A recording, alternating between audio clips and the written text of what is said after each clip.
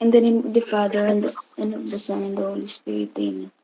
Our Father, who art in heaven, hallowed be your name, your kingdom come, your will be done on earth as it is in heaven.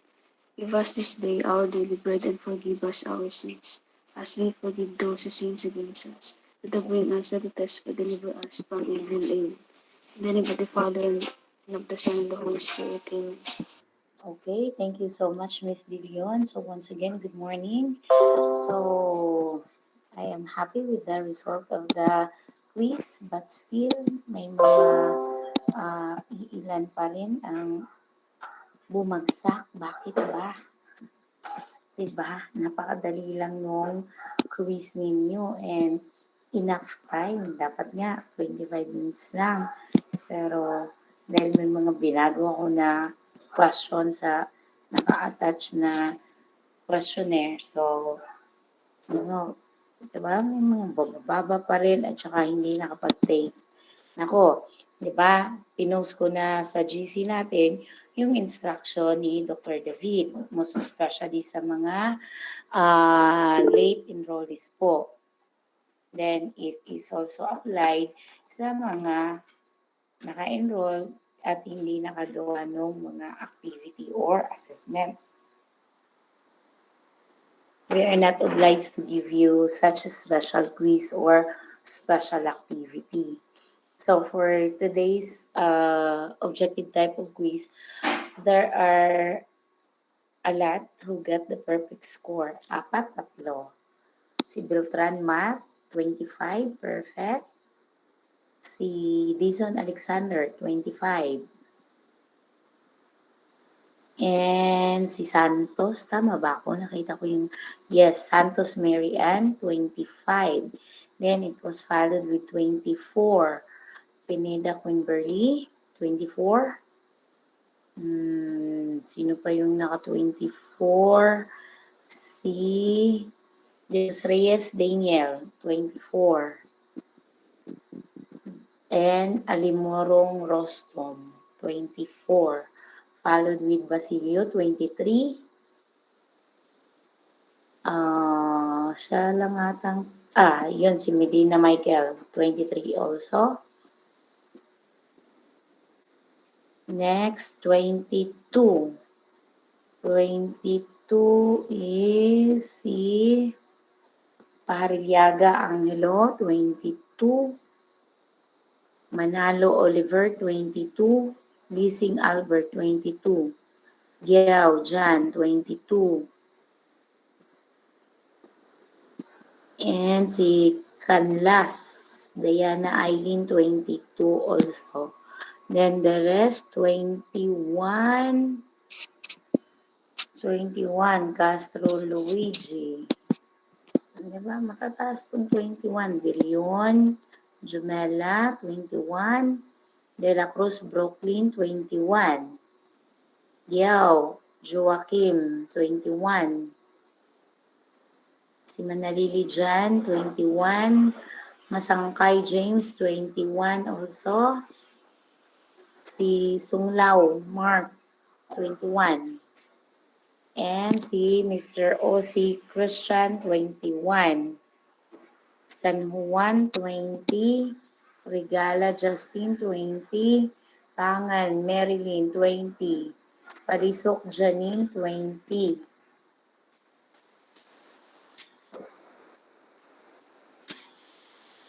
Yun yung score. Then the rest, Canlas Jeremiah, 18. Carlos Carl, 11.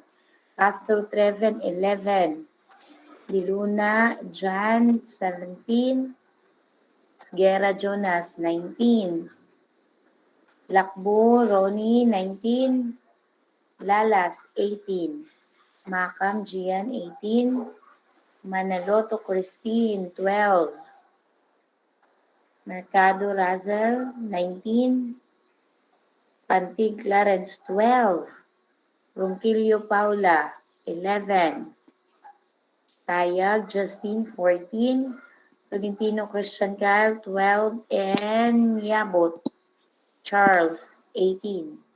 So, bakit wala si Navarro Jamil, Mercado Haifa, Manlutak Melvin, Dibunaw Ramir, Lacson Lester, walay din. And si Carpio Joanna and Calma Mark, wala. Denise, the 25 points, diba? So, paano na yan? Kailangan ng bumawi. Okay, as you can see in the week number 4, yes? Sino nagre-raise? Yes, Mr. Mendoza. Ma'am, wala pa po ata ako sa list, ma'am. Wala ka pa sa list. Okay, just type your, try kung ma-add ka. Ano mo nga, type mo yung student email ad mo para i-add kita kung maka-add ako kasi hindi ako binigyan ng access ng Pampanga for that. Ano mo? Yes, Mr. San Juan. Ma'am, yung pong nagsasubmit po ako dun sa assignment, ma'am, ayaw pong masubmit. Ano, hindi ka marinig? Ano ulit? Nagsasubmit po ako sa assignment, ma'am, ayaw po sa city ko. How come? I-explore mo kasi yung ano mo, be. Nakagawa na po ako, ma'am. Pero ayaw pong masubmit nung nagsasubmit na po ako. Kaya nga, explore mo kung paano mo masubmit. Ha? Napakadali lang i-submit. Attach mo lang yung file. Nakalock na po ngayon, ma'am. Malamang, kasi nga, matagal na po yun. Opo. Ha? So, walang choice. Just send your assignment on the message. Opo, ma'am. Sinend ko na po, ma'am. Nasa request message na lang po. Patingin na lang po, ma'am. Please, pag late kayo mag-submit, hindi yan maano, pag doon ko na yan makukuha. So, expect ninyo na mas mababa yan. Okay, Mr. Mendoza, nasaan na yung email ad mo? Sa chat box mo ilagay. Dito sa chat box. Ma'am, di po pwede mag-chat. Ha? Dito sa chat box po dito, ayaw po. Sige. Ano kita? Add kita. Mendoza. Bakit ba? Limited na naman ang ano dito. Mendoza. Saan ka ba? Okay. Okay, you can chat now. Nangyayari dito. Send chat message. Okay. Try ko ha kung ano ba to. Papayagan ba niya kung mag-add sa'yo? So, people.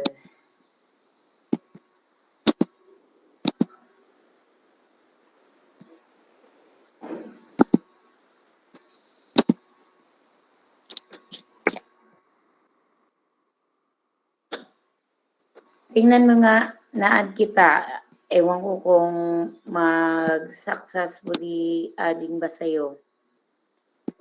Tingnan mo. I-ano mo siya.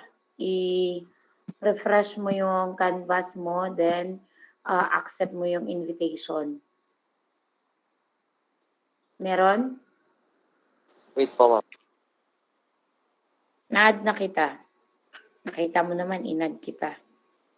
Pero refresh mo yung canvas mo.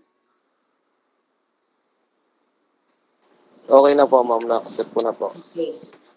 So, as I told you a while ago, on your module number 4, I already uploaded the topic that we are going to discuss today that pertains to forensic odontology. Diba? So, we will be going to use the PowerPoint entitled Forensic Odontology Final PowerPoint. So, you can download that PowerPoint outside the canvas for you to have a copy. Kasi most likely next week would be our prelim exam, pero I'm still waiting for the final na instruction from the registrar. Wala pa namang inano ang registrar. Wait lang.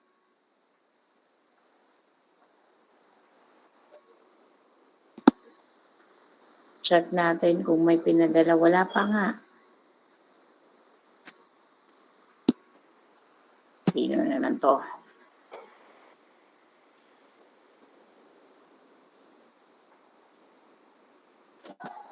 Saglit lang guys ha. BS Criminology and Curriculum. Baka ano naman to.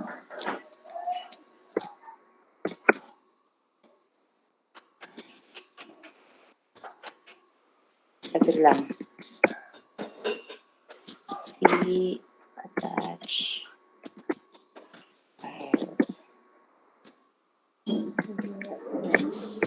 for your information and reference.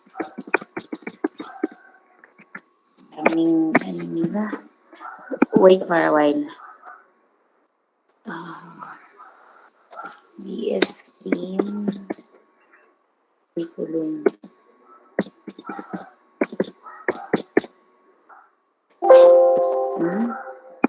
Wala. Wait lang guys. Bakit wala? Curriculum.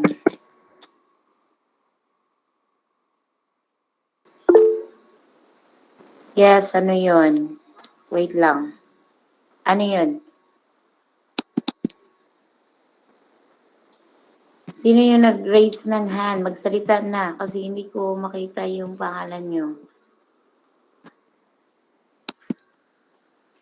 Ha? Sino yun? Curriculum PDF. Hindi nga guys, sino yung nagsalita or nag-raise ng hand?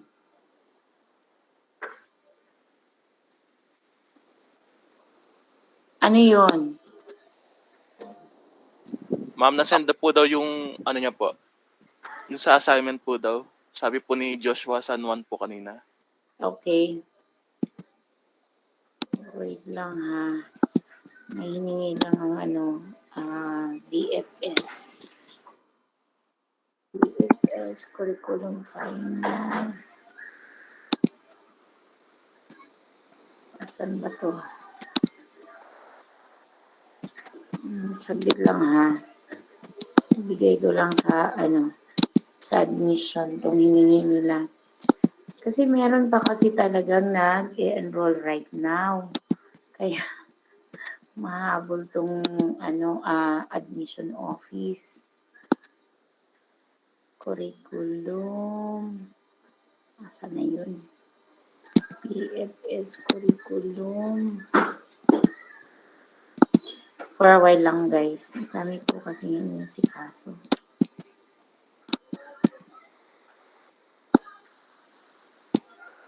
BS Cream. Nasa na yung curriculum ng BS Cream?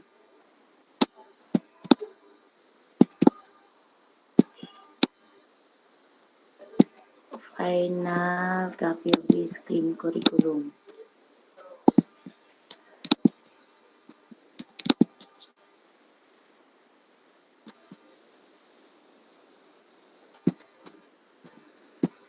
Sino to? Nasaan ko na? Okay.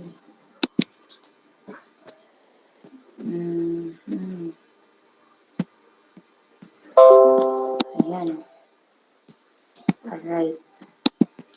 Wala pang final na wala pang final instruction kung kailan talaga yung meron na bang schedule sa inyo sa Pampanga ng prelim exam? Diba wala pa rin, no? Wala pa. Kaya nga, waiting for the final instruction.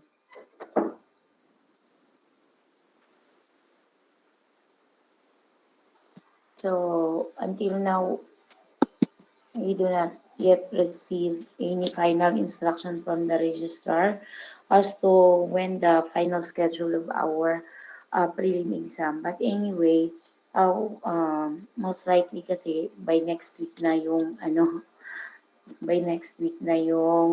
prelim exam, just in case.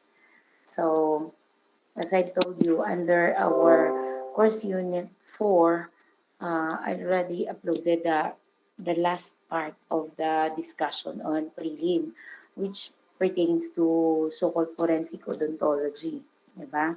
So, I already uh, download the presentation outside the Canvas. So, here is the presentation that pertains to forensic odontology. So, this is part of the so-called dentistry in forensic. So, for we all know that teeth are important in forensic science also. So, for the objective of today's discussion, and I hope that we will be able to meet this objective.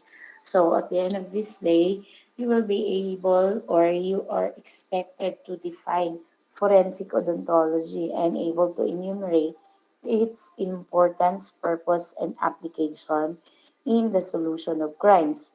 Second, for you to trace the historical background of forensic odontology. Third, for you to identify and explain the scope of forensic odontology. Next, identify and discuss the high-profile criminal cases in forensic odontology. And last but not the least, you will be able to discuss bite marks analysis and how age and sex estimation through dental records could be done.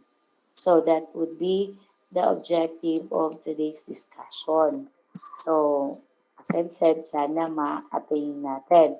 So, let us begin with the so-called definition of what is forensic odontology all about. So, when we see forensic odontology, this is the applications of dental science to the administrations of the law and the furtherance of justice. So, maliwanag pa sa sikat ng araw kung para saan si forensic odontology. So, this is the field of study that we will able to apply dental science to the so-called administration of justice or to the solution of crime. So we will be using the dental record or the teeth record of an individual person in relation to the solution of crime.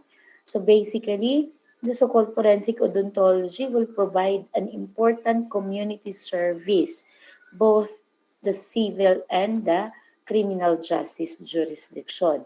So, 'di ba, napaka-importante niya kasi po it can provide us the necessary community service wherein it really applies both the civil case as well as criminal case so that we can able to solve such particular jurisdiction, we need to employ such dental record. Diba? So, forensic odontology involves the management, examination, evaluation, and presentations of dental evidence in criminal or civil proceedings, all in the interest of justice. So, basically, pag sinabi nating forensic odontology, that pertains not only for management of the so-called dental evidence or the dental records, but also the conduct of examination, evaluation, and analysis, and well, of course, for presentations of such dental evidence or dental records for the interest of justice. So, pag sinabi nating interest of justice, for the solution of crimes. Di ba? Para maresolbahan po yung either civil case or civil proceedings or the criminal proceedings po. So, ginagamit, yan naman talaga madalas ang branch of law na kung saan kinakailangang magpresenta ng ebidensya or yung tinatawag nating evidence, particularly in relation to dental records of a person. Diba? So, that is another nature of the so-called forensic odontology. So, forensic odontology can be divided into three major fields of activity. So we have civil or the so-called non-civil field, the criminal area or the criminal field, and last but not the least, the so-called research area or research field. Alam naman natin, di ba, by nature, lahat po ng bagay is a product of research, except that the things that is provided by nature. Di ba, lahat po ng nakikita natin, that is a product of research. And one of the major field of activity for forensic odontology is the so-called research area. Kasi nga, we need to improve. We need to develop. And we can do that by means of research. So, in terms of civil class or the so-called non-criminal aspects, it pertains to malpractice and other aspects of fraud and neglect in which compensation is sought. So this pertains to identifications of the dead and living that is also comes under this category. So that pertains to civil class or the so-called non-criminal field wherein this comprises the so-called subfield or other field of activities under forensic odontology. Then for the criminal sector, this pertains to identification from bite marks that may be present on the victim or on some inanimate objects such as food items. So in terms of criminal activity or the criminal field, as one of the activity of forensic odontology, it has something to do particularly sa tinatawag nating bite marks analysis. We try to analyze, we try to evaluate the type of bite marks if it is from human or from other animals, wherein commonly found in the victim or in any objects po, such as food and the likes, or any objects na po pwede pong makagat. Diba? And in terms of research field, as I told you, it will encompasses academic courses for commonly undergraduate and postgraduate training or teaching. Basically, forensic dentistry to police and new research works. So, research field has something to do with the so-called training and teachings in terms of forensic dentistry or forensic odontology to police and other research activity or research work. So, yun po yung pagkakaiba ng tatlong field of forensic odontology activity. So, pag sinabi natin forensic odontology, basically that pertains to applications of dental science to law deriving from any evidence that pertains to the teeth.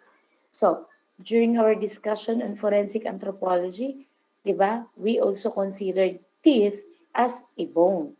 So, pag sinabi natin forensic odontology, focus lang po talaga siya sa teeth or ipin ng tao in relation to the administration of justice.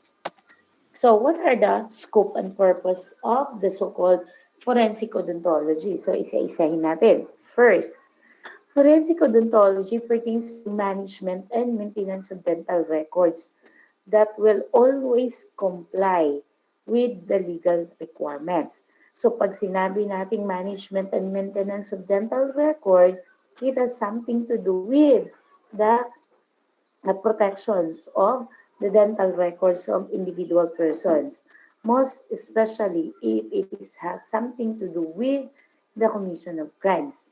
Diba? Then second, identifications of human remains.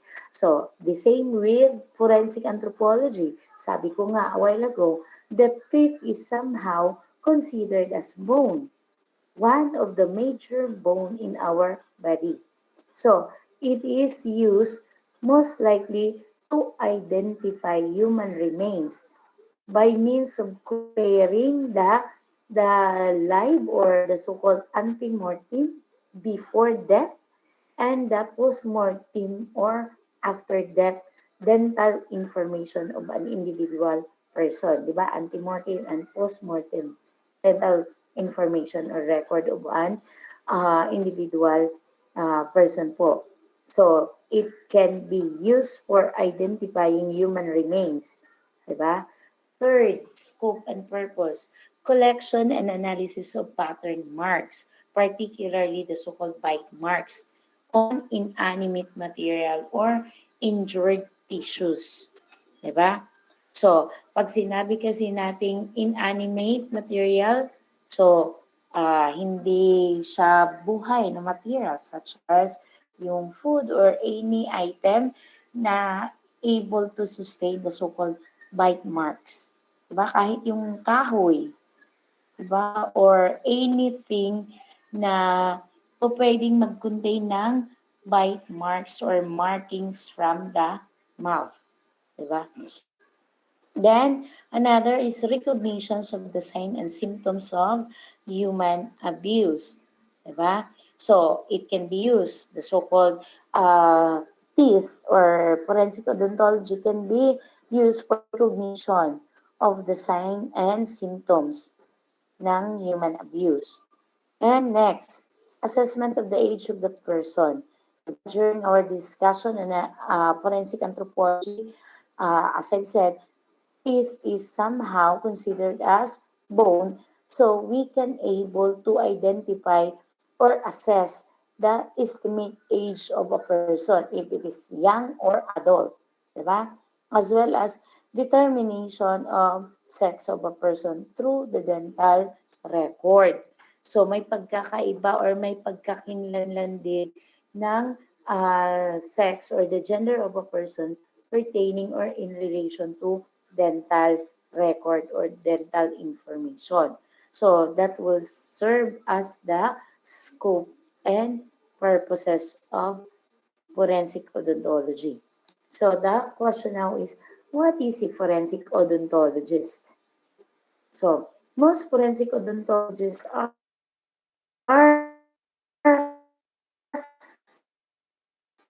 practicing dentists. So, odontologists are the practicing dentist po. Dentist are the doctor of teeth or diba? However, they have gone through specialized training to understand to apply forensic science to dentistry. So, alam naman natin na magkaibang field po yun. Kasi the general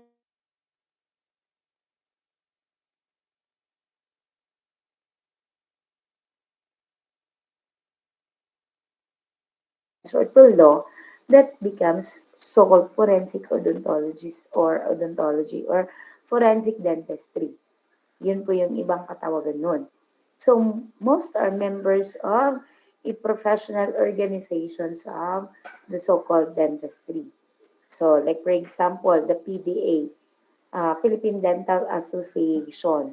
That is a professional association of dentists here in the Philippines, wherein, diba, that was recognized also by the PRC as their professional organization. Diba, sabi nga natin, an individual person to categorize to become an specialist or a professional, we must be belong to a certain professional organization. That is one way of establishing our credibility and our expertise or specialization po. 'Di ba? Hindi po natin matatawag na ang isang tao as specialist kung wala po siyang professional association on a professional organization. 'Di ba? Kailangan member po siya. Kaya nga kayo in the future, once you pass the board exam, kinakailangan niyong magpa-member sa Professional Criminologists Association of the Philippines. That is the recognized professional association for criminologists here in the Philippines that was recognized by the Professional Regulation Commission or PRC. Diba? Para we can able to practice criminology as our profession. Diba? Hindi po tayo magiging credible professional without that. Diba? Required po yun. Lalo na pag nag-renew tayo ng mga license natin, hinahanapan kasi yun o hinahanap. So, hindi po pwedeng hindi. Kasi sabi ko nga, that is also to establish well our qualification, di ba? Lalo na pag nag-exercise na tayo ng profession natin. So, that is the so-called forensic odontologist. So, forensic odontologist or the so-called forensic dentist, diba? They are just the same. So, they usually the specialized people in the field of forensic odontology. So, when you say forensic odontology, there is a branch of forensic medicine. And in the interest of justice, deals with the proper examination, handling, and presentations of dental evidence in a court of law. So, kaya nga po siya tinatawag na forensic odontology because it has something to do with the interest of justice, or it properly deals with the proper examinations, handling, and presentations of dental record in court proceedings or in the administration of justice po. Kaya tinatawag siyang forensic dentist or dentistry or forensic odontology. So, there are 4 events in which an odontologist would be called. So, ito po yung iba't ibang activity or iba't ibang event na kung saan kinakailangan po yung services ni odontologist.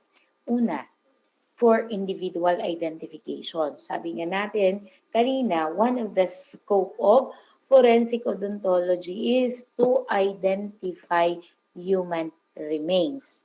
Diba?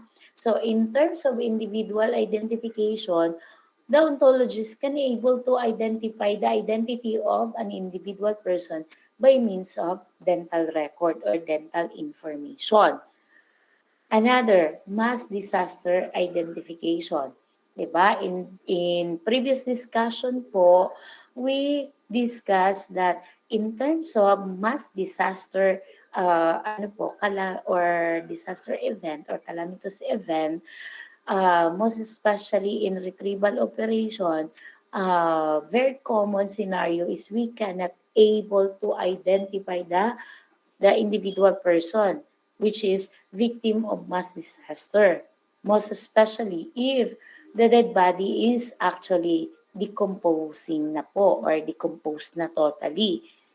Meaning to say, hindi na po maaninag yung itsura ng tao. And, di ba, marami pong kaso in terms of mass disaster event na wala nang natira sa mga sa mga soft tissues, but only the bone.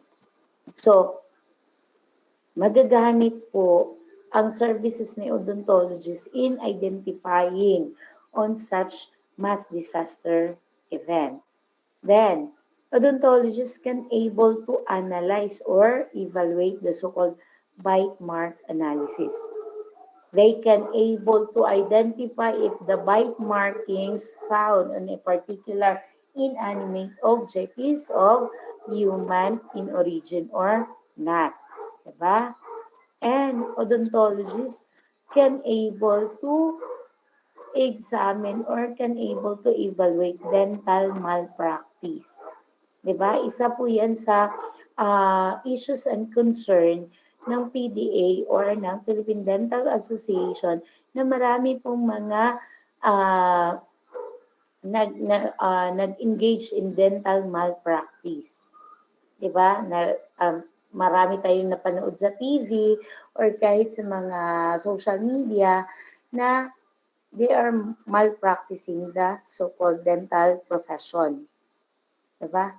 Yung iba nagkakandak ng pag-aayos dun sa ipin ng mga client na they are not licensed dentist. Diba? And that is considered as malpractice of the said profession. And that is one of the event in which odontologists would be called to testify. Diba? They can able to differentiate what would be the product of the so-called professional practice from malpractice po na trabaho. Diba? So that is the common na event in which odontologists would be called for their services as well as giving their expert opinion on such particular thing. Diba? Okay.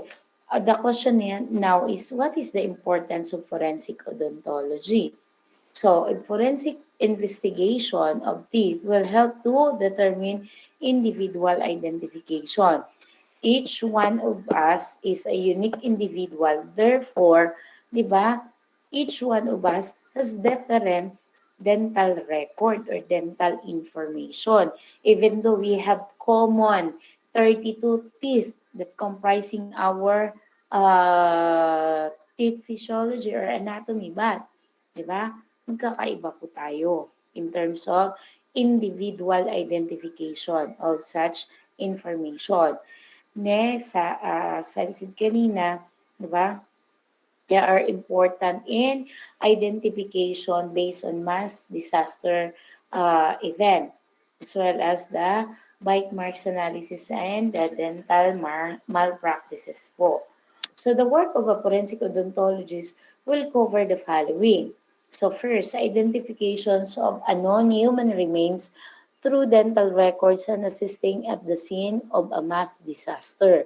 So paulit-ulit na lang, sinabi na natin kanina, di ba? It can be used for identifying the human remains so that we can able to establish the identity of such person. Then, the age estimations of both living and deceased persons including neonatal remains. Pag neonatal, yung mga hindi pa po na naipanganak na mga buto, 'di ba? Or like for example, yung mga baby na prior sa birth, 'di ba? Natigibels na sila. So, pwede pa rin silang ma-identify through that. Analysis of bite marks found on victims of attack, 'di ba? So, the forensic odontologist able to cover such particular duties and responsibilities po. Identifications of bite marks in other substances such as wood, leather, and foodstuff. Diba? Kaya napakahalaga ng papel na ginagampanan ng mga forensic odontologists because they can able to identify bite marks on such particular thing. Wherein, di ba, hindi po kayang i-identify basta-basta ng ordinary individual. Then analysis of weapon marks using the principles of bite mark analysis. They can also establish if the particular markings is of from weapon or from the so-called teeth or not, di ba? Then presentations of bite and weapon mark evidence in court as an expert witness. So most of the time, the forensic odontologist could be called in the witness stand to give his expert opinion as an expert witness. Assistance in building up a picture of lifestyle and diet at an archaeological site. So the so-called forensic odontologist is able to give assistance on building up a certain picture of what a particular lifestyle of an individual person based on the remains or the so-called bite marks analysis na nakikita po. Okay, in terms of role in mass disaster management, so ano-ano po yung mga pwede pong establish ni forensic odontologist? So una, he can establish hierarchy of leadership in terms of the so-called dental information. Procure and implement computer database. So, si forensic odontologist can able to come up with the implementations of computer databases in terms of dental information. And they can also establish anti-mortem team. Diba? Pag sinabi nating anti-mortem, prior the death. And establish also the counterpart, which is the post-mortem team and identifying such particular dental information. And last but not least, determine the proper protocol in the conduct of mass disaster management po. So in terms of identifications of human remains, there is post-mortem resection of non-viewable remains to be conducted. Diba? In order for them to identify properly the human remains of a person. So, radiography of intact or fragmental juice should be conducted also in identifications of human remains so that we can able establish the true identity of a person. Then charting of postmortem examination as well as obtaining and charting of antemortem records. Then compare the data that they recovered. And that is how identifications of human remains being conducted. So, question now is how can teeth help the investigators? So, identify suspect by comparing bite mark evidence to the suspect teeth. Diba? As you can still remember, bago tayo mag-establish ng any comment or any identification, we need to have the standard specimen, which is to be used for standard comparison. Diba? So, identify a victim by comparing the teeth to the dental record of known missing people. So, kaya nga isa siya sa credible na uh, pwedeng magbigay ng expert opinion to the court of law or to some investigator. Okay, and what is the basic of teeth? So teeth begin to appear at 6 months of age and should have emerged by age 3. Pag sinabi po natin emerged by age of 3, by that time is kompleto na po yung most likely yung mga wisdom tooth na lang ang hindi pa lumabas. Diba? So, as I've said, usually happen po yung growth ng teeth up to 3 years old lang nung bata. So, humans have 20 deciduous or so-called baby teeth. Yung mga nare-replace, di ba, na ipin ng tao. So, yung baby teeth is known as deciduous teeth, di ba? So, in terms of adult individual, an adult person have 32 permanent teeth. That includes the 4 wisdom teeth, di ba? So, by nature, 32 po yung mga mga ipin natin as an adult individual. Diba? Including the four na wisdom teeth. Diba? Ang wisdom teeth, yung pinaka-last, up and down. Kaya nga 4 kasi tig-iisa sa bawat side. Isa sa kaliwang side and isa sa kanan na side.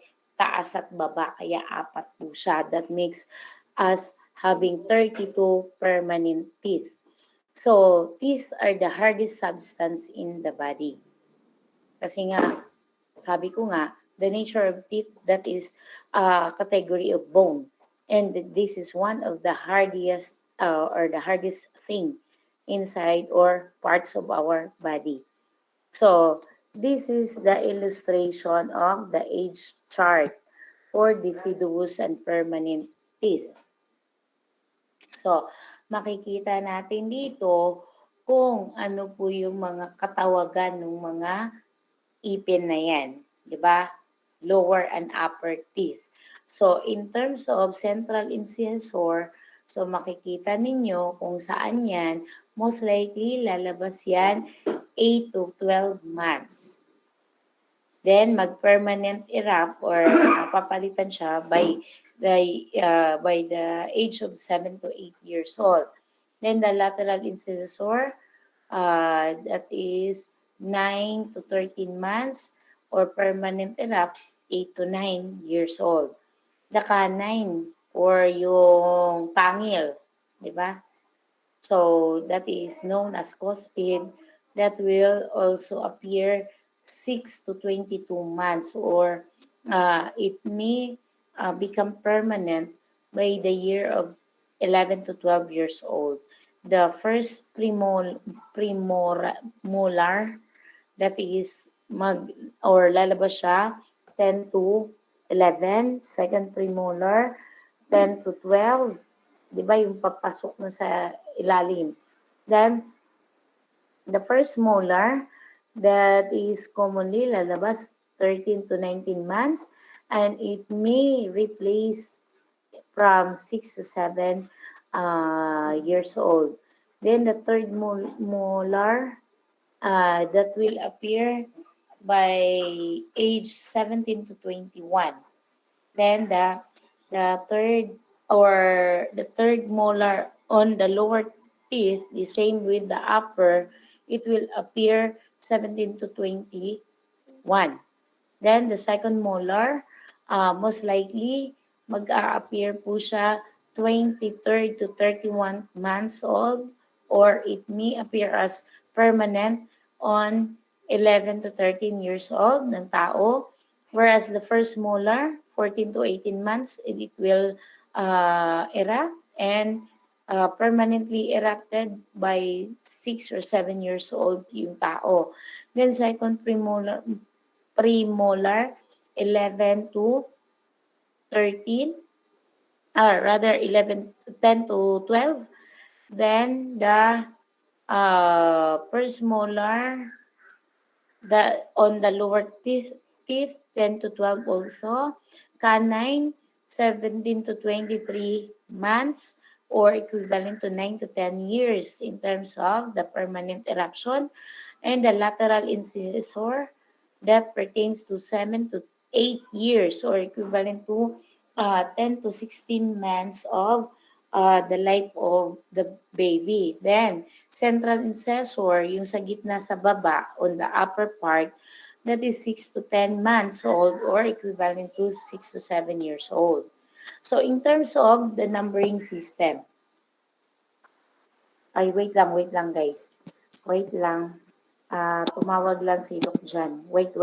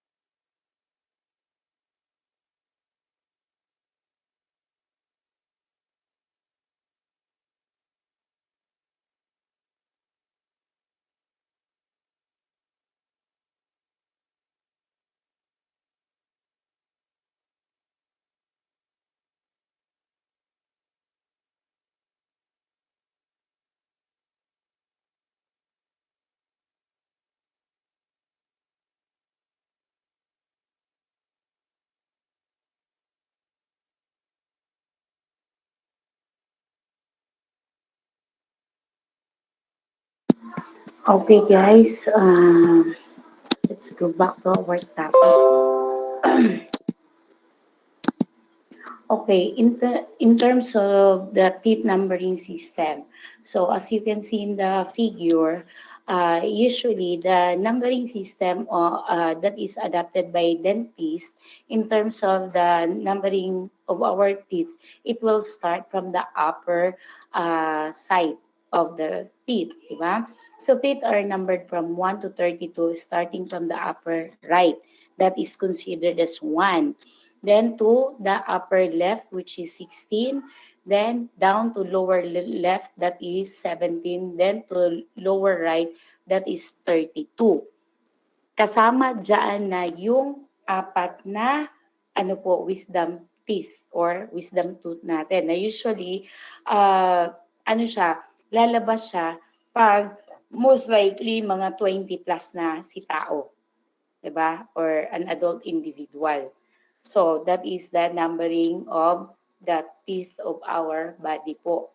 So yan po yung consistent po yan na ginagamit po ng mga dentist.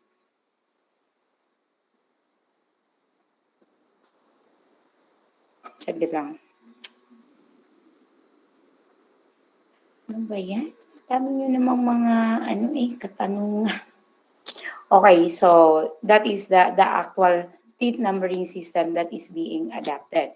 Then basically there are 4 types of the teeth. So these are the following: the incisor teeth, the canines or the canine teeth, the premolars, and the molar teeth. So that is up and down po. Kasi nga, para lang din siyang fingers, di ba? Counterpart yung sa left with the right hand. So, in terms of teeth, the upper and the lower part, di ba? So, halos pareho lang po yung mga katawagan nila. So, that is the 4 types of teeth that comprising our teeth. So, the incisor are 8 teeth in front center of the mouth. So 4 on both bottom and top.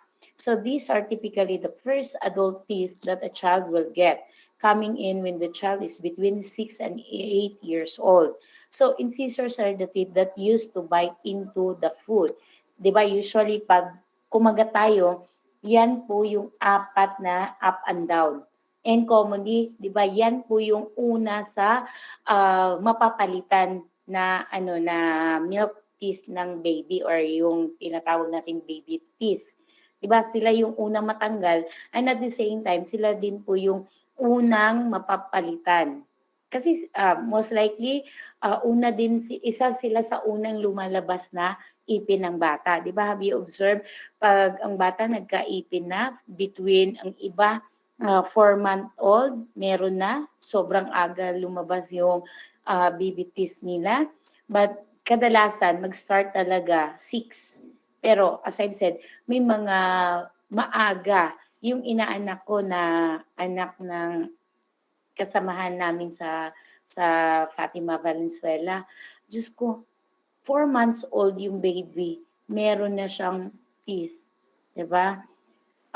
Sabi ko, grabe, samantalang yung baby ko na nagkaroon ng teeth, magsi 7 months old na siya. Diba? Ilang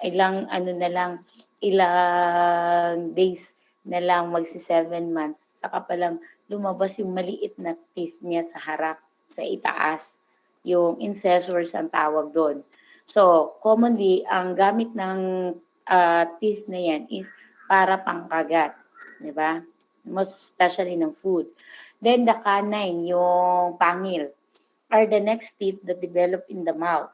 So there are also 4 of them, and they are the sharpest teeth that is used for tearing apart of food. Diba? Yung pangil natin.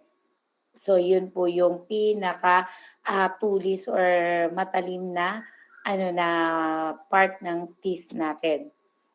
Then the premolars are used for tearing and crushing food, yung panguya, kasi nandito yan sa papaloob na.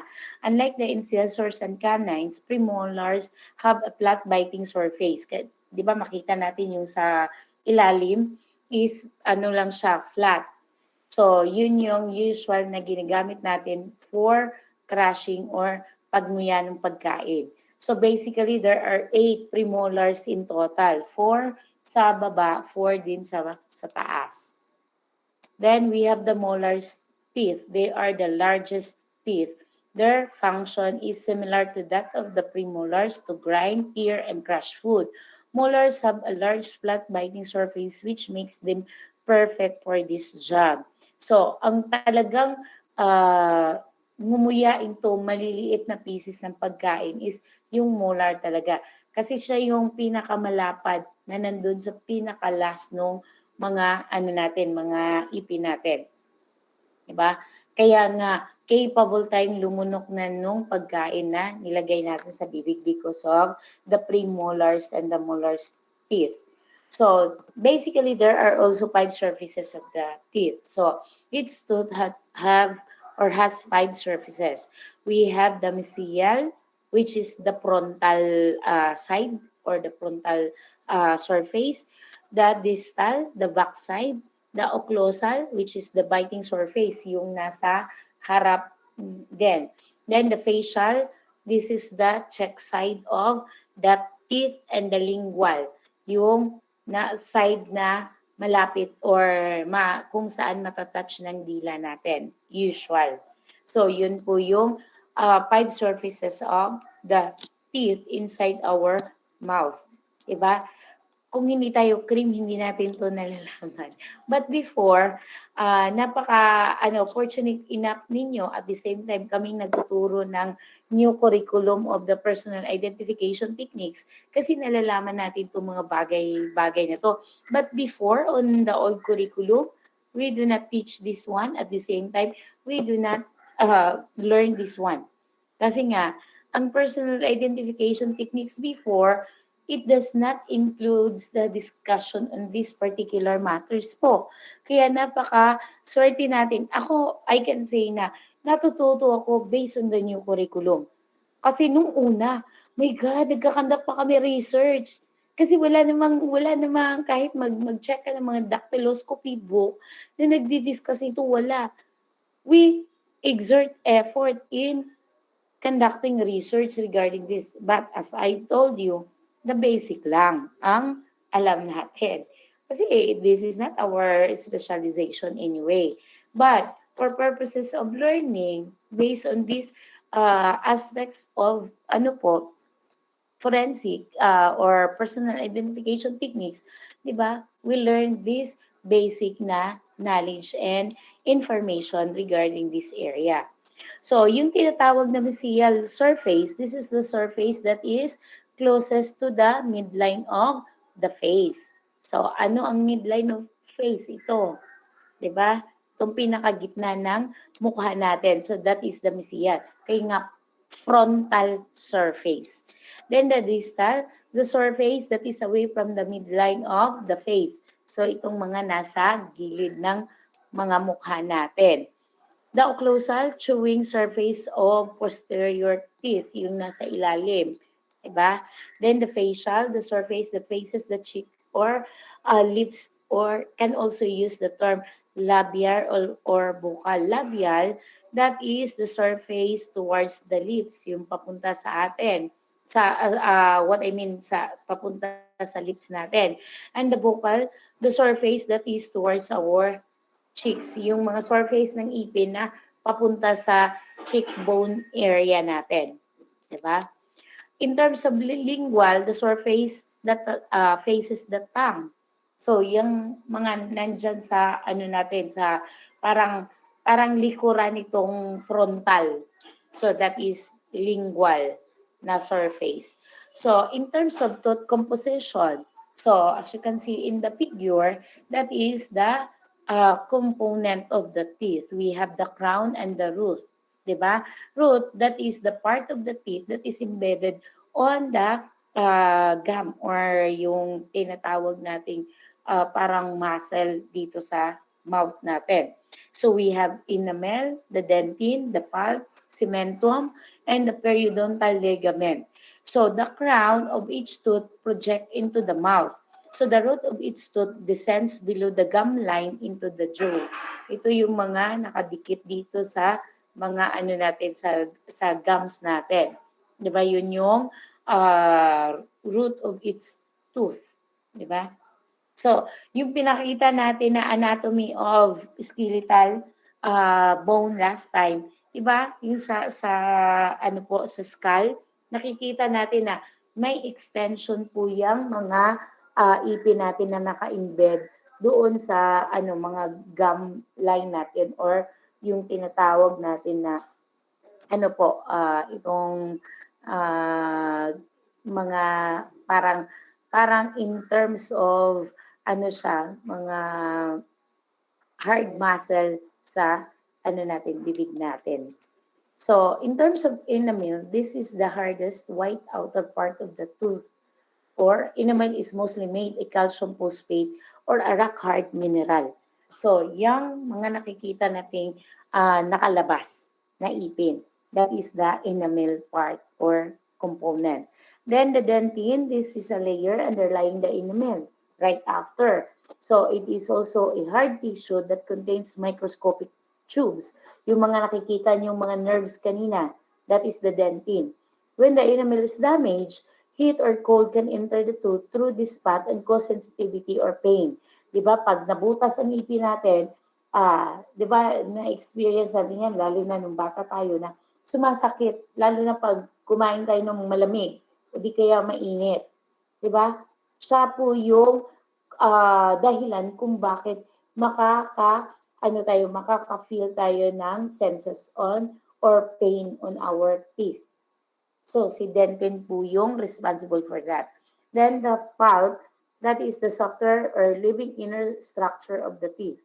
There, in which blood vessels and nerves run through the pulp of the teeth. Yung nakikita kanina na yung mga parang ugat-ugat. Diba? So, diyan po natin makikita yung mga blood vessels or the nerve cells na comprising the component of the teeth also. Diba? Then the cementum, that is a layer of connective tissue that binds the root of the teeth firmly to the gums and the jawbone. So, yan po yung nagko-connect. Kung sa layers of the skeletal anatomy, that pertains to the ligaments or the so-called tendons, di ba? Siya yung mga nagko-connect na tissues that binding the roots of the teeth firmly to the gums and the jaws of the body or the jawbone. Then the periodontal ligament, tissue that helps hold the teeth tightly against the jaw para hindi basta-basta matanggal. Matanggal lang naman pag super duper malakas yung impact ng pagkabangga or na anuhan tayo or nasuntok or kung anong tumama na matigas na bagay. Saka lang naman natanggal yung ipin, di ba? Like for example, na disgrasya na dapa siya na tumama yung bibig niya sa matigas na bagay, di ba? Na kung saan napakalakas ng impact. So, that's the time na medyo na ano yung ipin, di ba? Okay, what is the use of teeth? Sabi nga natin kanina, use for identification, di ba? So, many times, identity of a skeleton can be determined by comparing the teeth features in the skull of dental records. Unusual features including the number, the types of teeth, and the fillings. Like for example, may mga dental works dyan. Like for example, yung tinatawag natin pasta, hindi pasta na kinakain, kundi yung dental fillings na ginagawa ng mga dentist. Or the spacing of the teeth, di ba? Like for example, si Maha Salvador, di ba meron siyang distance, the same with mine, na ano, so kailangan ipapaano ng dentist para 'di ba mawala yung distance between the teeth. Pero mahal 'yun, 'di ba? Isa na sa gagawin yun. Like for example, magkakaroon ng braces, 'di ba? Para i-train yung ipin. So the spacing of the teeth and or special dental work such as bridges or false teeth, ito yung mga mga postiso, diba? Or the root canals that help to make a positive identification. So yun po yung mga common factors na i-consider once we use teeth for identification. Diba? Tinitingnan natin. Kasi isa yun sa mga palatandaan, we can able to establish the identity of a person based on the dental record. And those are the factors that commonly found on or that would be considered as the so-called dental information. 'Di ba? Sa dental clinic, nasa ano natin, dental record natin 'yon. Na okay, on the right upper molar teeth, merong pasta or dental fillings na tinatawag. So naka-declare po 'yun doon. 'Di ba pag sa dentist pag pumunta tayo, so recorded 'yan lahat. Nung pagpunta natin, anong ginawa niya? Naka-record 'yan doon sa dental record natin. Kailan at ano ang mga specific teeth ang ginagalaw or ang inaayos. 'Di ba? Or anong particularly ang pinapagawa. So nakalagay po yun doon sa dental record natin. Chronological po yun. So this is an example of a dental record, which is today most people have a dental record kasi nga required na pumunta ng dentist every at least 6 months. So dental records have informations about the conditions of each tooth, and this information is compared to the post-mortem report. Commonly ginagamit po siya para 'di ba malaman po kung ano po yung condition ng ipin ng tao. So, yan po yung makikita natin as an example of dental record. Ito ay ginagawa sa dental clinic. Kaya nga antemortem dental record kasi nga buhay yung tao. 'Di ba? Yan yung makikita natin actual na dental record po na nasa mga dental clinic. So, dental work that makes teeth unique. So, as you can see, di ba, that is an example of dental crown and dental fillings. Di ba, ang dental fillings, yan yung kadalasan nilalagyan po nila ng reinforcement yung tooth. Kasi right now, it is not advisable to remove the teeth as much as possible. Di ba? Inano lang nila, finifill lang nila. Kasi mas maganda pa rin daw yung original teeth kaysa false teeth po. Sa dental crown, po pwedeng tinapalan. Diba? Nilagyan nila ng parang false teeth para maprotektahan yung original na ipin ng tao. So, yan po yung mga common na ginagawa in terms of the teeth of a person. Okay, in terms of historical background, how this particular dental record is being used. So this is start during 600 Anno Domini in Nero, which is the Roman emperor.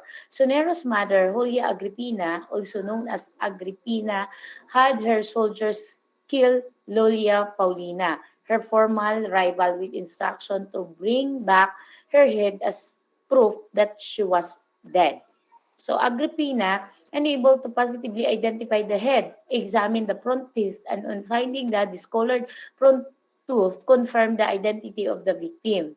So, nangyari lamang po na ginamit as identity or in the dental record or the dental information in relation to identification because of that. 'Di ba?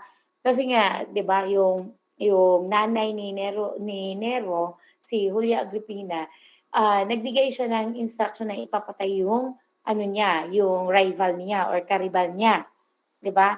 And she gave instruction na okay, para masabing patay or or katunayan na namatay nga ito si si Lolia Polina, kailangan yung dalhin sa akin yung ulo niya. 'Di ba? So, paano niya malalaman or mako-confirm na ay wait lang si sir pa rin. Yes, Sir Jomar. Oo. Okay. Anong year niyan? First year?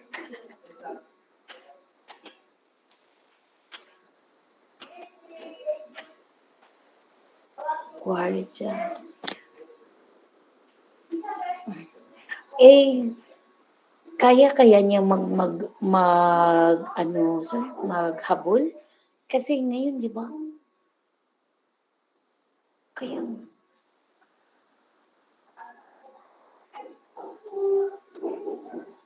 kaya nga, o sige, kung willing siya, sir, ako na lang kung bahala makikipag-coordinate sa faculty. Pero yung mga cast faculty, siguro tatanggapin rin naman nila, no? Basta mag-cope up lang din naman siya. Oo. Kaya nga po. Oo. Kaya nga. So, kailangan niyang galingan. Sige po, sir. Okay lang po. Oo. Sige, sige, sige. Sige, thank you. Oo. Correct. Sige. Alright. Thank you so much po. Okay po. O, diba? May mga humahabol pa talaga ng ano. Diyos ko, ito, ano to? You have one criminal applicant for consent. Sarap maglaro. Yes. Okay. So, ang ginawa nga, yun, para mapatunayan na, ano nga, yun nga yung karibal niya. So, alam niya na ang isa sa palatandaan is yung discoloration of the teeth on the person. So, yung discolored teeth na nakikita nila, that makes a confirmation na yun talaga yun yung karibal niya. So, Agripina's rudimentary dental exam is the first known example of identification using forensic dentistry. So yun po yung kauna-unahang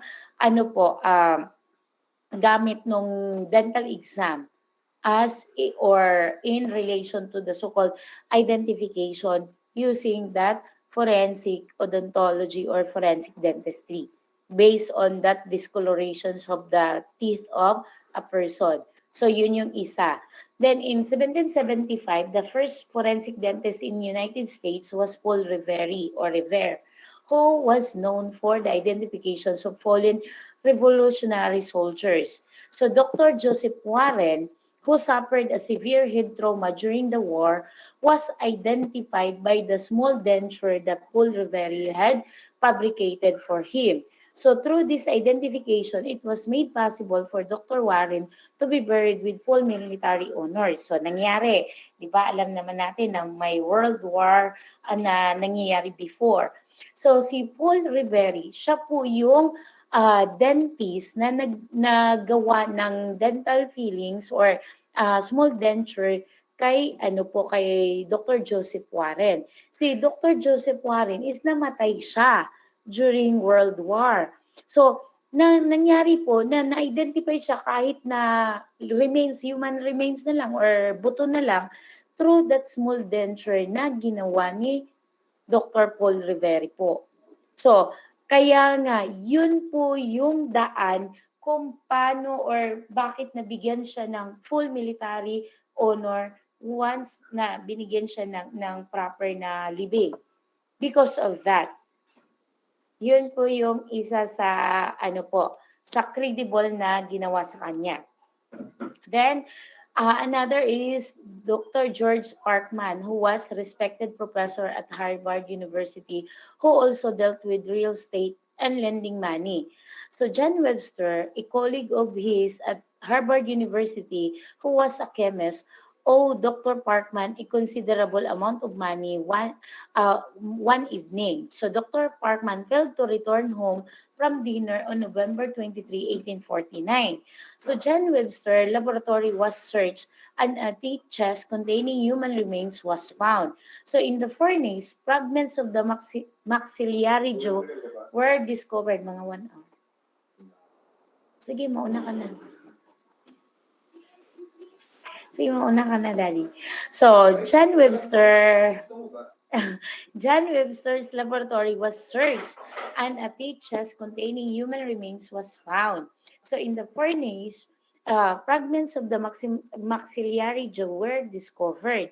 So at the trial for John Webster, Dr. Nathan Coley, keep Dr. Parksman dentist, identified the teeth as part of the maxillary and mandibular dentures he made 3 years earlier for the victim. So this was the first time dental evidence was used to convict a murderer. So this case is also a great example of how expert testimony was used in court. So this is a landmark case of the so-called dental record or dental or the so-called forensic odontology. Kasi nga, pinatunayan lang po sa court na 'di ba, based on that ano po, dental evidences, na-prove nila na that is a particular na dental works done from a particular person that uh, able to establish the actual identification. And as I've said, this is the first na case, 'di ba? Kaya nga tinatawag siyang landmark case of the so-called forensic odontology na kung saan na-convict po yung yung respondent because of the dental evidence or dental record. Kasi 'di ba, nakita nila doon sa laboratory ni John Webster na may human remains and part sa examination ng human remains sa teeth, nakita nila yung yung dental na information na yun. Yes. Ano yun? May nag-raise hand. Yes, Mr. Leasing. Ano yun?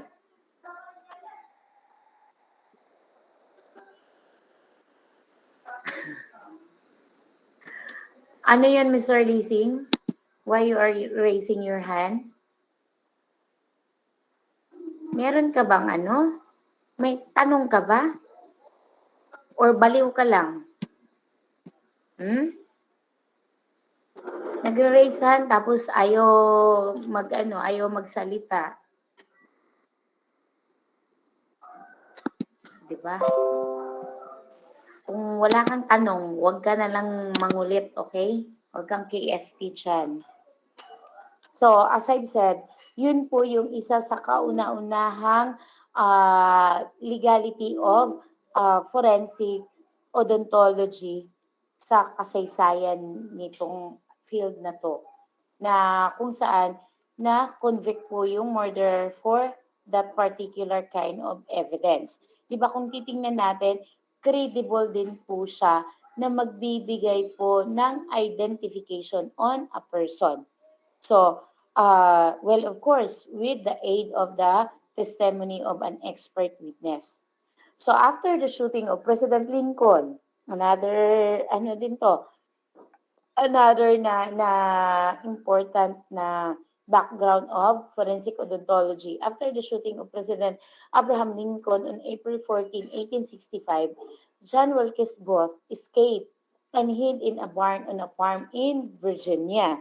So the United States Cavalry found him there on April 26, 1865 and burned the barn. Sinunog nila. So John Wilkes Booth exited the barn and was shot and killed. However, there was rumor that Mr. Booth had escaped. Therefore, in 1893, the body was disinterred and examined to verify that it was John Wilkes Booth. So the family could not perform a visual identification kasi nga, buto na lang. So, but the family dentist was able to recognize his work as well as a peculiar formations of the jaw he had noted in his record during dental visit for the placement of a filling. So, nangyari si John Wilkes Booth, siya kasi yung suspect or siya talaga yung actual na bumaril kay President Abraham Lincoln. So, nung hinanap siya ng mga authority in US, so nagtago siya somehow in Virginia. Then, nung nakita, ang ginawa nila, isinunog nila yung pinagtataguan nila or ni Mr. Booth. Then, it so happened na may mga rumors na buhay daw siya, nakatakas daw. Pero nung ini-exhumate po yung katawan, syempre dahil nga ano na lang, buto na lang, hindi po makikilala nung kapamilya niya. So, ang nakaka-recognize na that is his actual body is yung dentist niya by recognizing yung dental work na ginagawa niya. At the same time, yung kakaibang formation ng Joe na part of the record na tinik note niya during the dental visit of both in his dental clinic. So, yun po yung isa sa sa justification or isa sa evidences na yung dental information really can able to establish the identity of a person. 'Di ba? Kung titingnan natin, parang credible siya na evidence to prove the identity of the individual person through that particular dental information or the so-called dental record. Then, Dr. Oscar Amudo returned to Cuba in 1889 after studying at New York Dental College. He was then sent as a delegate to the International Dental Congress in Paris in 1890. He decided to stay in Paris and became a dental instructor and teacher, eventually becoming a full professor. While in Paris, he wrote 120 scientific articles pertaining to dental science or the so-called forensic odontology. So a tragic fire at a charity event stimulated his interest in dental identification and the field of forensic odontology. So his account of the fire were presented in a paper at the International Medical Congress of Moscow and were published in English in 1897. So, Dr. Amodo wrote a thesis entitled The Art or La Art Dentary in Medicine Legally. So, ibig sabihin, the legality of uh, odontology or dental record, which earned him a doctorate and served as the basis of his book by the same name published in 1898. So, the book he wrote was the first comprehensive text on forensic odontology, and he is considered by many to be the father of forensic odontology. So because of that particular effort of writing a book based on his investigation on the event of fire, na kung saan they come up with a particular na comprehensive textbook pertaining to the result of the investigation. And, di ba, because of such effort, he was credited to be the father of forensic odontology. So after the end of World War II, there were rumors against Adolf Hitler that he had escaped with his wife Eva Braun. So actually, they had died together in 1945. However, their bodies had been burned and then buried by Russian soldiers. So due to lack of ante-mortem and post-mortem records, so it was a challenge to dispel the rumors that they were still alive. So pieces of Hitler's mandible were found that revealed remnants of a breach as well as unusual forms of reconstruction to the mandible with evidence of periodontal disease. So Adolf Hitler's identity was confirmed when the work matched the record kept by his dentist Hugo Blasch. So, 'di ba, alam naman natin kung gaano kalupit si Adolf Hitler in Russia. So, 'di ba, pinagpapatay niya nung hinanap na siya ng mga Russian soldier. So, ang bali-balita is tumakas sila together with his wife. But napatay naman talaga sila in 1945. It was confirmed based on the dental record of his dentist na nakip niya during the time na nagvi-visit pa si Adolf Hitler sa dental clinic niya, 'di ba? Sinasabi Anana, sinabi niya na yun talaga yung gawa niya sa ipin ni Adolf Hitler po. So, yun po yung nagpapatunay na yung labi na yun is kay Adolf Hitler ang nagmamay-ari nung katawan na yun or nung remains na yun or ng buto na yun based on that dental evidences or the dental information na nakikita nila based on the yung mga dental works na ginawa ng dentist niya sa kanya nung buhay pa siya. Then, several years after the assassinations of John F. Kennedy, an English author named Michael Eddowes began raising suspicion concerning the identifications of Lee Harvey Oswald. He believed the body buried in 1963 in Oswald grave was a Russian spy. So dahil maraming nagsasabi na hindi daw po 'yon kay Michael Eddowes or kay kay Oswald na katawan, 'di ba? Isang Russian spy lang daw 'yon in replacement of Oswald na katawan para masasabing pinatay na daw po yung nakapatay kay John F. Kennedy. So therefore, to set the record straight, the body was being exhumed or exhumated. So, a positive identifications of Oswald was made on October 4, 1981 with military anti-mortem dental record. So, napatunayan na yung nakalibing talaga sa grave ni Oswald is siya talaga. At kinukonfirm po yun ng military anti-mortem on his dental record on October 4, 1981. So, based on that, exhumations of the dead body of Oswald, it was found out na, di ba, siya talaga based sa dental record kasi nagmamatch po. So, yun po yung isa sa credibility ng dental evidence. Then, in the year 1954, Texas burglary scene with bite marks in cheese, in which that is stated under the case of Doyle versus State. So, this is the parang facts of the case. So, the 2 pieces of cheese were taken to the Department of Public Safety at Austin, and firearms examiner Taylor testified that he had photographed both and had made plaster of Paris impression of each and gave his opinion from caliper measurement that both pieces of cheese had been beaten by the same teeth or set of teeth. So ang ginawa po nung examiner which is a Taylor, ginawa niya ng anong tawag nito, nagganak siya ng plaster of Paris.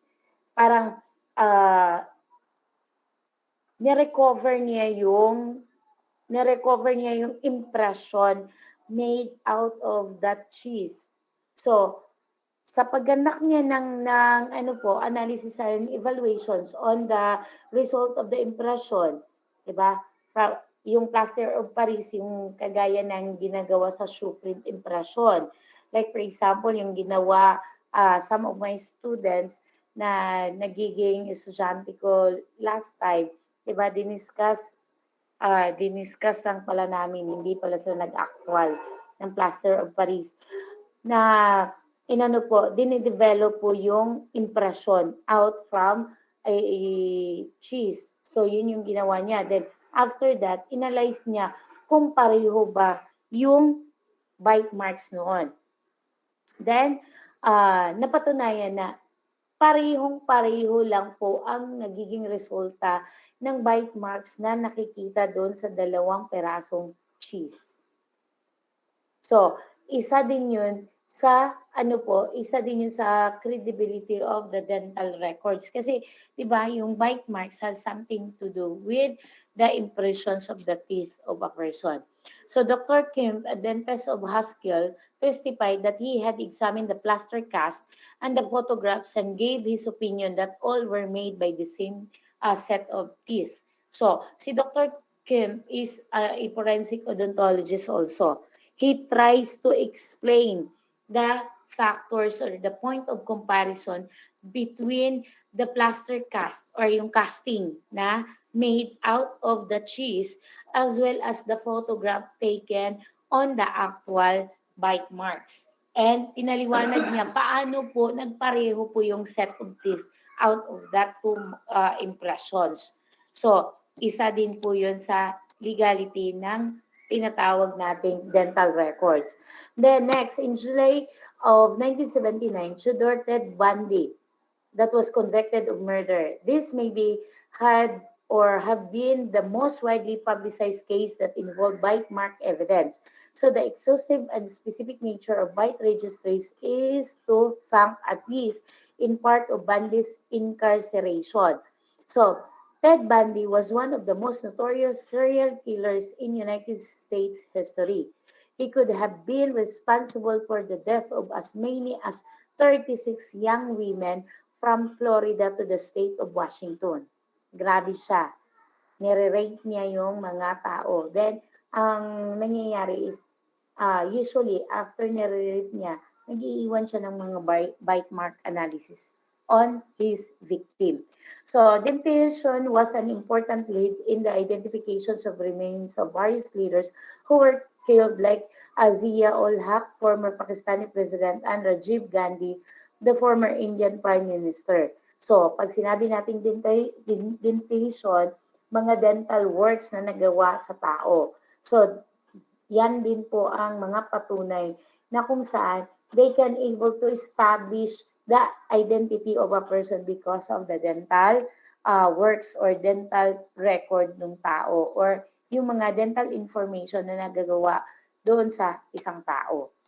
So, in terms of mass disaster, like for example, what happened in the World Trade Center in September 11, 2001, diba?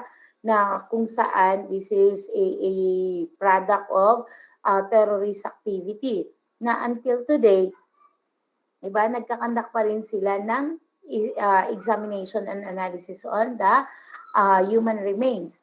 So, napakadami pa pong unidentified individual based on that calamitous event or, di ba, yung mass disaster event na yon na nangyayari in US, the September 11 na mass disaster. Then, recently in Nirbhaya case, suspects are confirmed by Dr. Ashet Acharya using forensic odontologist. This is another na legality of the so-called forensic odontology na nakapagbigay ng confirmation on the identity of the person. Then, Federation Dentaire International in 1968 has recommended to include forensic odontology in the curriculum of teaching institution, particularly on the medicine area. So, first formal instructional program in forensic dentistry was given in the United States at the Armed Forces Institute of Pathology. So, yan po yung kauna-unahang instructional program na inoffer in US. Diba? That is part of their Armed Forces Institute of Pathology. Yung curriculum or the so-called program for forensic dentistry. Kasi nakita nga nila, based on the facts that is being presented, na napaka-credible na means of identification yung ipin or the so-called odontology. So, forensic odontology, as I've said kanina, it is otherwise known as forensic dentistry.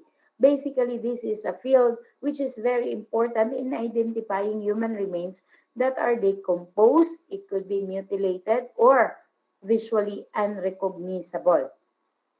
So, yun po yung definition ni forensic dentistry or odontology. So, what are the details for comparison in terms of dental record? So, commonly, we need to consider the fillings. Diba? Sabi ko kanina, yung mga dental fillings, that is one of the factor or sign and symptoms wherein we can able to establish the identity of an individual persons based on that dental information. Then, extraction. Ibig sabihin, yung pagbunot. That is another thing na 'di ba may mga taong binubunutan ng ipin na hindi na po nagpapalagay ng pustiso. 'Di ba? But take note my dear friends, kung kayo nangangarap na magiging part ng PNP or any law enforcement organization, 'di ba sa PNP napakahigpit po nila. May isang sira ka lang ng ipin, disqualified ka. May kulang ka lang ng ipin, disqualified ka. Kaya nga kung kulang ang ipin mo, kailangan mong magpalagay ng postiso. Tatanggapin nila 'yan. Kung nakapasta ka, okay lang. Basta walang sira. Diba? Another details that is used for comparison of dental record is the surface structure or the root configuration. Kasi pwedeng nagkakaroon ng dental crown, di ba, na kung saan it greatly affects the root of a teeth or a tooth, di ba, as well as the adjacent teeth. Kasi nga, sabi nga natin, counterpart ng itaas yung ibaba na portion. Then, the twisted or tilted teeth. That is another form of dental works. Di ba? Yun po yung mga detalyado na in relation to our teeth that is used for comparison in establishing the identity of an individual person. So in identifying factors such as cavities, tooth pattern, and general dental health will also neglect or dental health neglect also considered in comparison or establishing the dental record or establishing the identity of an individual through the dental information or record. So, like for example, yung mga may gingivitis, di ba? Gingivitis is one of the condition na like for example, pag nag-toothbrush ka, dumudugo yung mga gums. 'Di ba? Ibig sabihin, may certain condition po yung ipin ng tao. Kaya kailangan i-address po 'yan. Kasi most likely, 'di ba, napabayaan kasi 'yan. So this is an example of postmortem dental information that will include any unique dental features. So sabi nga natin kanina, makikita natin kung ano po yung mga nagagawa sa dental clinic po pertaining to the record of an individual person pertains to the dental records. So, lifestyle effect on teeth will also help to identify the body. First, the antemortem or the before death na record and the postmortem or after death such as x-rays that are compared. So, yun po yung madalas na ginagamit natin for comparison. Next, the investigator will look for other lifestyle indications from the teeth. For example, smoking. 'Di ba? Makikilala natin kung ang tao is mahilig manigarilyo or nag-smoke based on the teeth niya nagkakaroon ng ano po, 'di ba, yung nicotine content is naiiwan sa ipin usually. 'Di ba? So yun yung isa sa palatandaan din in the conduct of examinations of the teeth. Then, this is common example of X-ray comparison po between the live person and the postmortem na ano po na result.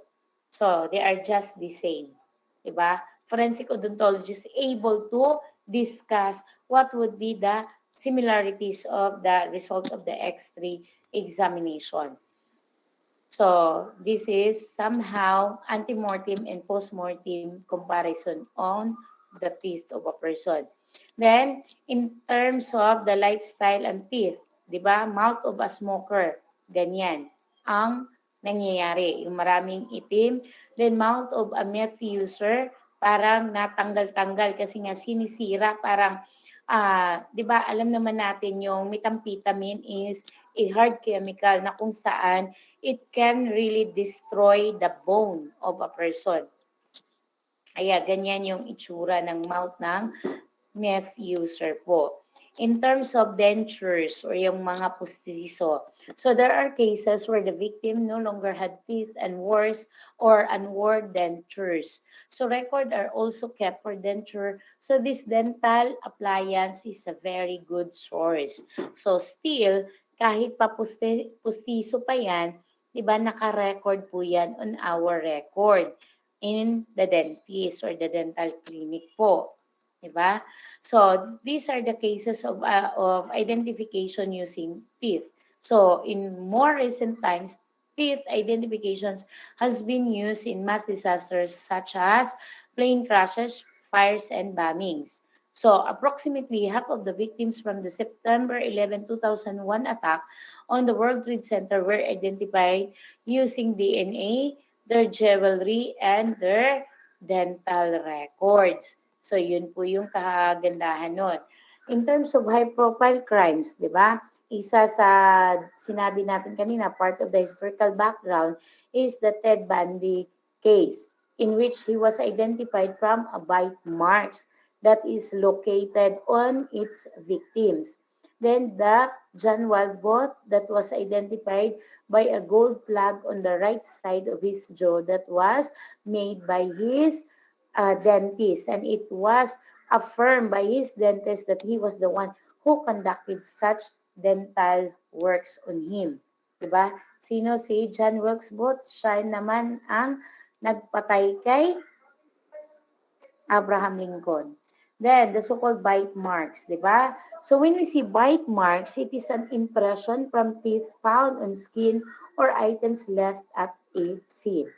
So, basically, bite marks is an outline teeth placement na kung saan makikita natin sa sa katawan ng tao or particular the victim or any other object or inanimate object such as food and the likes. Diba? So, yan po yung example ng bite marks na makikita sa katawan ng tao. So, bite marks also includes the examinations of bite marks inflicted by humans and animals in variety of circumstances. So, as you can see in the picture, di ba? Kagat. Then, example of voicing left from bite marks. So, have you observed na kung minsan, try mong kagatin yung kamay mo, di ba? Na magkakaroon ng bite marks after. Di ba? Kung nasubrahan mo yan, after 2 to 3 days or 3 to 4 days, magaganyan yung itsura ng skin mo. O di kaya mag-iitim po siya. So, bite are common in violent crime and child abuse. So, literally, in terms of bite marks sa human skin or human victim, makikita natin yan sa mga most likely, lalo na sa mga sexual assault or rape cases as well as child abuse. Diba? Common na makikita as a means of evidence. So, where are bite marks found? So, impressions left on food, skin, or other items left at the crime scene. So, must be a porous surface that absorb the impact enough to make impression. Makikita lang natin si bite marks sa mga surfaces na kung saan kino-consider po natin as absorbent or porous surface po siya. Like for example nga, yung kumain ka ng chocolates na 'di ba magiging klaro po yung markings ng kagat, 'di ba?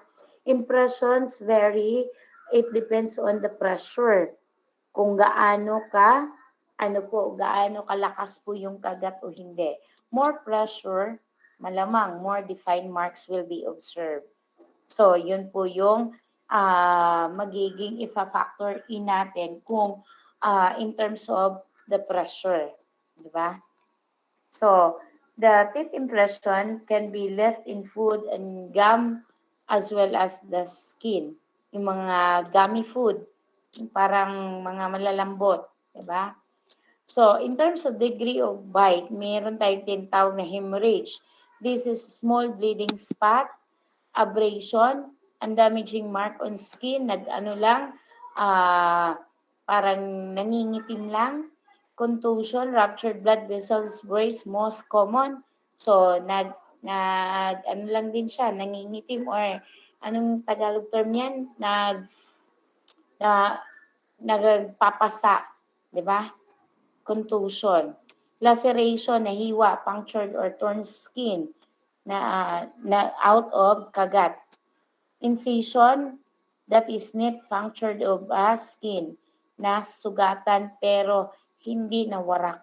Diba? Avulsion, that is removal of skin. Natuklap yung balat dahil sa kagat. Diba? Yun yung tinatawag na avulsion. Artifact, that is bitten off piece of body. So, yun nga, sa mga sexual assault cases or child abuse, may mga ganun na kalakaran po.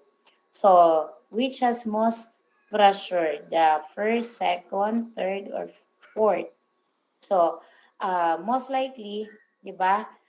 Yung mga bite marks will able to provide us the ano po information which is most ano dun sa like for example dito saan po dito ang tinatawag nating napaka lupit na pressure na in-apply yung nauna ba pangalawa pangatlo pang-apat malamang sa malamang klarong-klaro yung una at pangalawa so iyan po ang patunay na matinding pressure po ang na ano po diyan na apply. Diba? So bite mark analysis can able to identify saliva or blood that can be left behind that can be tested for DNA fingerprinting or DNA analysis. So dental including x-rays can also provide useful information. So hindi lang naman din ano lang tayo, magbe-base lang sa X-ray. It can be also used as one of the reference. But, 'di ba, ang tinitingnan yung iba't ibang factors na discuss natin kanina in relation to dental works po. So, aside from the X3 po ng ano po, ng teeth. So, these are examples of various bite marks. 'Di ba? Makikita natin na kakaiba talaga yung nagiging resulta ng bite marks po. So, in analyzing bite marks, we need to photograph with a scale. So, photograph with a scale, yung, 'di ba, sa discussion niyo in your police photography, kailangan will emphasize po yung markings in terms of photographing it. 'Di ba? Bite marks on skin taken over repeated intervals para merong kang sapat na batayan or reference in the conduct of comparison. So, cast of impressions are made if possible. Di ba, kagaya ng ginawa doon sa dalawang cheese. Di ba, nag-conduct ng plaster of Paris to come up with the so-called casting. Then, comparison between suspect cast and a bite marks should be made so that they can able to establish the identity of the actual perpetrator. Features to analyze type of bite marks, if it is human or animal. Characteristics of the teeth, possession, the evidence of dental work, and the wear patterns po. So color of the area to estimate how long ago the bite occurred, if it is old or recent based on the color of the bite marks. Kung nangingitim yan, ibig sabihin, matagal na. Pero pag pulang-pula pa yan, that is an indicator na bago lang po yung bite marks. Swab for the body fluids for DNA test. So that is another way of knowing or identifying the the person. Then bite marks are found on both victims and suspect. So type of cases bite marks are most prevalent are the so-called sexual assault or battered or abused children. 'Di ba common na nakikita natin si bite marks kung ang bata inaabuso o di kaya yung mga kaso ng sexual assaults including rape. So, in terms of site of bite marks, commonly pag babae ang respondent, makikita sa may suso niya or breast and legs or due to sexual assault sa some private parts of the body of an individual. In male, we can usually found bite marks on their arms and shoulder. And well, of course, that is commonly due to fights, di ba? Like for example, if you can still remember si Mike Tyson, anong ginawa niya sa kalaban niya sa boxing? Kinagat niya, di ba? Kaya nga nakasuhan siya, talo siya on that laban. So other factors that can affect the way a bite marks look. So first, the movement of bite or biter's jaw and tongue when he or she bites. The locations of the bite. Whether or not the biting victim was moving when he or she was bit. Diba? Depende yung magiging resulta ng bite marks kung gumagalaw yung biktima. Number of teeth containing or number of teeth contacting the skin. So that is another na another na palatandaan in terms of the so-called bite marks. So iilang number of teeth ang nakikita doon sa ano po, doon sa skin na victims of biting. Then, what are the limitations to bite marks? So, over time, teeth may change or yun yung tinatawag nating lost teeth, the caps, the bridges. It is also due to health activity and dental treatment. Yun po yung mga limitations of bite marks. Then bite marks change their shape and size depending upon the amount of time that has elapsed and then nature of the material bearing the impression. So, the skin of a person is elastic. Alam naman po natin yon. And distortable. And that is the reason why the plane or why the skin, diba, should be taken photograph para, diba, merong magiging pamantayan. Kasi pag as the time goes by po, mawawala po yung impression on the skin. Kaya nga kailangan i-photograph po yung skin na exposed or victimized ng bite. So, in terms of a legality also, in terms of the bite mark analysis, the Dingo Baby. So, Lindy and Michael Chamberlain were enjoying a family vacation camping near the famous Australian landmark of Ayers Rock. On the night of August 17, 1980, Lindy cried out from the tent that a dingo, when we say dingo, that is a wild dog, Australian wild dog, that had taken her baby Azaria from her bed. So, isa itong case study na kung saan nawalan sila ng anak dahil nga yun sa sinasabing aso, wild na dog. So, the disappearance was investigated and Lindy convicted of the murder of Osario's body was never found. There were many doubts about the evidence that those representing the Chamberlains pursued through many years of trial and retrial, and finally a high-level judicial inquiry. So part of the evidence at the trial was forensic odontology. So damage to various items of the child's bedding was examined, and the odontologist concluded that the marks were made by scissors and could not have been made by the teeth of dog. Yun po yung isa sa pinuprove ng mga ng mga expert na yung sinasabi niya na kasi siya talaga yung napatunayan na nung bata, nung anak nila. Kasi hindi naman nakita yung dead body. Diba? Ang sabi niya, na kinain daw ng aso, pero hindi naman naniniwala yung yung court. Kasi based sa conduct ng examination, yung mga cut ng or mga markings ng cutting ng beadings are made from scissors and not from the teeth of dog. Kaya siya ay nakasuhan po.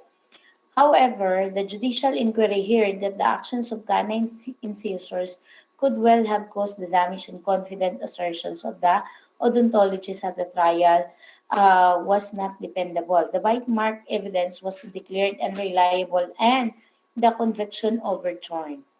So, yun po yung nangyayari. Kumbaga, talagang hinatulan nila siya ng pag-murder nung sarili nilang anak.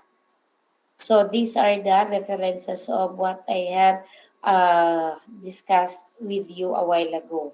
So, Criminal Investigation 9 edition, Swan, Charmelin, and Tereto and Taylor. Second, the McGraw-Hill. Diba? Point presentation, particularly chapter 3, in which that pertains to the article of forensic dental sciences. Then the next na yung dentalcare.com, pwede niyo rin basahin yung article pertaining to forensic odontology and other Google references that could you use under this particular na topic. So I hope na you learn out of this discussion today. So do you have any question, mga kapatid? May mga katanungan po ba tayo relating to or related to the topic forensic dactyloscopy?